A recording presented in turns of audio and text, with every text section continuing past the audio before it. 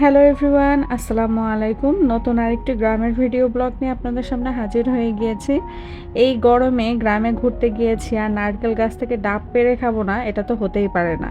আর তার থেকে বড় কথা, আমরা যখন শহরে থাকি, শহরে এক একটা ডাবের কত দাম আপনারা তো নিশ্চয়ই জানেন।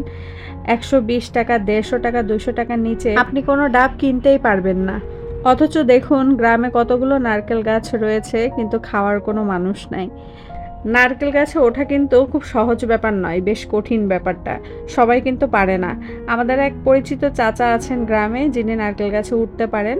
তাকে আমরা ডেকে এনেছিলাম। এই যে দেখুন, উনি আমাদেরকে ডাব পেড়ে দিচ্ছিলেন খাওয়ার জন্য। আমি এবং আমার কাজিনরা সবাই এই নারকেল গাছের নিচে দাঁড়িয়ে ডাবগুলো পাড়া দেখছিলাম। গ্রামের মানুষের মন মানসিকতা আসলে অনেক ভালো। এই যে আমরা চাচাকে ডেকে এনেছিলাম ডাবগুলো পেড়ে দেওয়ার জন্য, উনি এর বদলে আমাদের কাছ থেকে কোনো টাকাই নেন নাই। খুব জোর করে আমরা ওনাকে 2টা ডাব দিয়েছিলাম খাওয়ার জন্য, ওটা নিয়েই তিনি অনেক খুশি।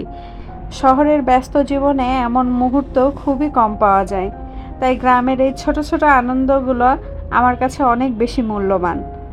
যে ডাবগুলো আমরা পেড়ে নিয়েছিলাম চাচাকে দিয়ে, সেই ডাবগুলো আবার আমার কাজিন একটা একটা করে সুন্দর করে এভাবে কেটে দিচ্ছিল আমাদেরকে। এই গরমে ঠান্ডা মিষ্টি আর একদম প্রাকৃতিক এই ডাবের স্বাদ যেন পুরো শরীরটাকেই সতেজ করে দিয়েছিল। আপনারা খেয়াল করলে দেখতে পারবেন এই ডাবগুলোতে কিন্তু শ্বাসও হয়েছিল। ডাবের শ্বাস খেতে আমার খুব ভালো লাগে। এক একটা ডাবে প্রচুর পরিমাণে পানি ছিল। আপনাদের মধ্যে কে কে একদম গাছ থেকে সরাসরি ডাব পেড়ে খেয়েছেন, কমেন্ট করে কিন্তু অবশ্যই জানাবেন। তো এই ছিল আজকে আমাদের গ্রামে গিয়ে নারকেল গাছ থেকে ডাব পেড়ে খাওয়ার ভিডিও ব্লগ। আশা করছি ভিডিওটি আপনাদের ভালো লেগেছে। দেখা হবে নেক্সট ব্লগে নতুন টপিক নিয়ে। সে পর্যন্ত আপনারা সবাই সুস্থ থাকুন, ভালো থাকুন। আসসালামু আলাইকুম, আল্লাহ হাফিজ।